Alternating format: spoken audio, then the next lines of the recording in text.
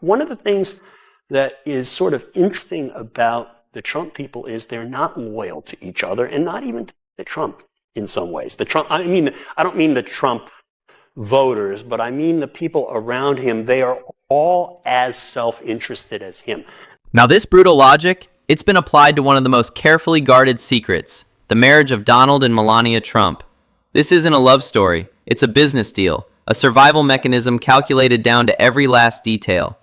In Trump's world, where loyalty doesn't exist, only usefulness does, Melania isn't just a partner. She's both proof of that world and a brand asset. Every silence, every absence, it's not distance, it's strategy. A move from someone who knows too much and is just trying to survive. This marriage, it's just a symptom of something much bigger, a rot at the very core of Donald Trump's being. Conway, without hesitation, pointed straight to the heart of the problem, delivering a cold, clinical diagnosis.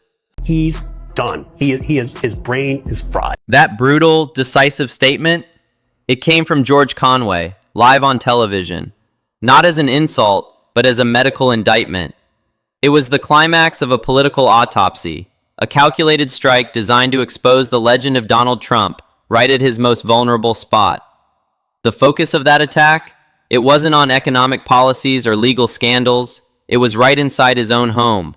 George Conway, a sharp conservative lawyer with deep ties to Washington's elite, painted a picture of a power circle, one not built on loyalty, but on political interests. You don't want to diagnose him, but I think if you look at the diagnostic criteria for narcissistic personality disorder and antisocial personality disorder, he fits every single one of them. It's like the criteria were made to describe him. It's a warning about the true nature of the man who once held absolute power. A man who lacks empathy, who has no moral compass. He'll sacrifice anyone or anything to protect himself.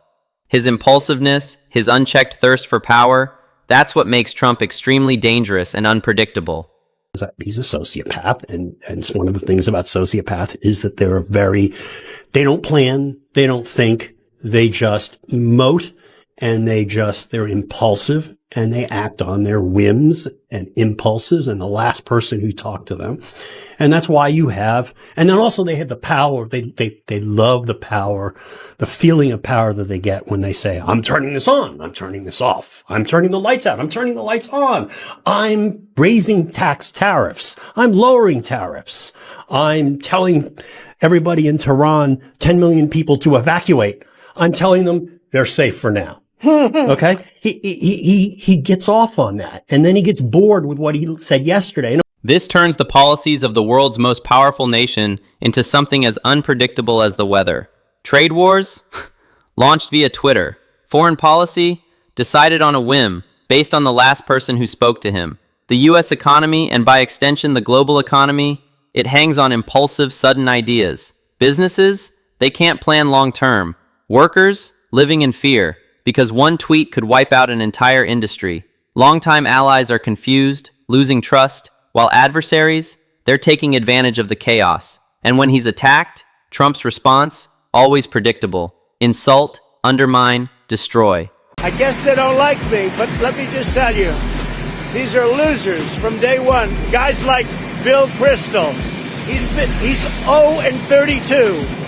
George Conway, you take a look at him. Just take a look at that guy. The man's a stone-cold loser.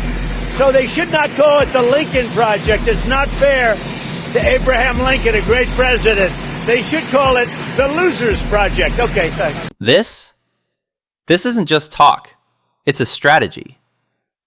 By attacking personally, Trump distracts from the real nature of the accusations. But when the threat doesn't come from a political opponent, but from the person lying right next to him, the revenge, it won't just be words on TV. It'll be silent and far more terrifying. The truth behind those golden doors, it's darker than just an unloving marriage. The close relationship between Donald Trump and the criminal Jeffrey Epstein, it wasn't just about the parties. It went deeper, into the most twisted corners. A shocking revelation from journalist Michael Wolff exposes a chilling illusion Trump shared with Epstein about his first wife, Ivana, as they were going through their divorce. And he went back to Epstein and says, now what do I do? And Trump said, what if I pushed her down the stairs. And Epstein said, well, you could murder her and then you would go to jail. Decades later, that illusion, it became a brutal reality. Ivana Trump was found dead at the foot of her staircase. Official cause, blunt force trauma. A chilling coincidence. If such a thought ever crossed Trump's mind about the mother of his children, what's to stop a similar illusion from forming about Melania? The wife who knows more, is more dangerous, and is living in a time when Trump feels more threatened than ever before. Trump's words, they increasingly show a mind that's disconnected from reality. And that's dangerous, especially when that mind holds absolute power. His rallies, they've turned into meaningless ramblings where truth and fiction are one and the same. Donald Trump has never, ever been right in the head. The late, great Hannibal Lecter.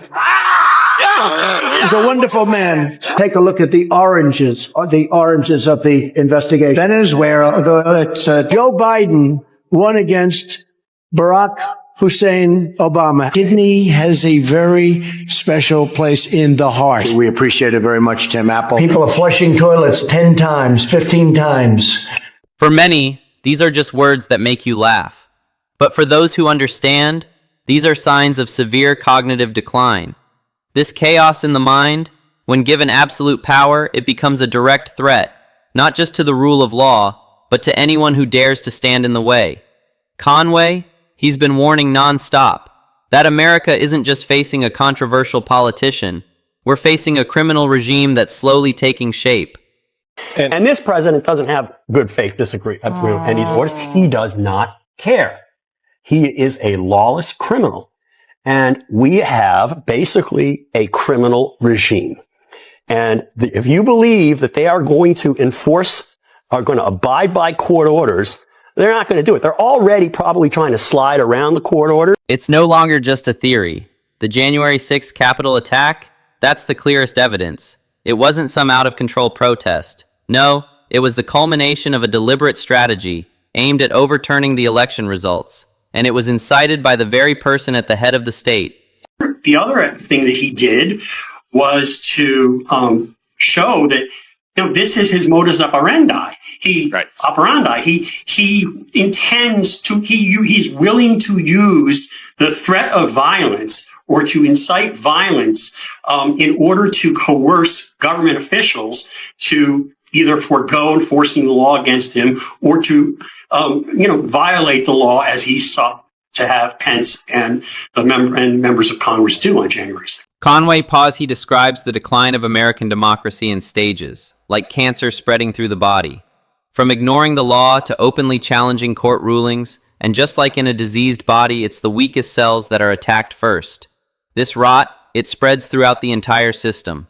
Law firms, who should be the last line of defense for the law, are now complicit in this erosion for financial gain. They're afraid the government might block their clients' big deals. This creates a toxic environment where those in power, they think they're above the law. First of all, you're ruining your own reputation. Mm-hmm. Secondly, you're betraying your profession, your professional oath. Thirdly, you are betraying your country. Conway's perspective. It carries a special weight. Why? Because he was once an insider. He almost became part of the very administration he's now condemning. He saw the garbage fire from the inside, and he chose to walk away. After Donald Trump won in 2016, your name was floated as someone who might work in his administration. You turned that down, and I was offered the job of head of the Civil Division of the Department of Justice. And I filled out all the forms. They ran my background check, and I was interviewing people who were going to work underneath me. I was sort of far along there. And then I just started having this queasy feeling like I don't really want to work in this administration, because what I saw was a shit show and a dumpster fire. And I just got to the point where I just couldn't do it. And so I didn't. And I was one of the best decisions I'd ever made. Could his regret? Could it be the driving force behind his decision to publicly expose the Trump marriage? Or is there something deeper at play here? Maybe it's a cover for a warning shot to bring the danger surrounding Melania into the light for the world to see. By making Melania the focal point of this national drama, Conway has placed an invisible shield of protection around her. Now, if anything unfortunate happens, the whole world will know where to look. The game? It's already begun. Conway has made his move. The question isn't whether Trump will act anymore. It's whether Conway's move will be enough to save a witness, and more importantly, save a democracy on the brink of collapse.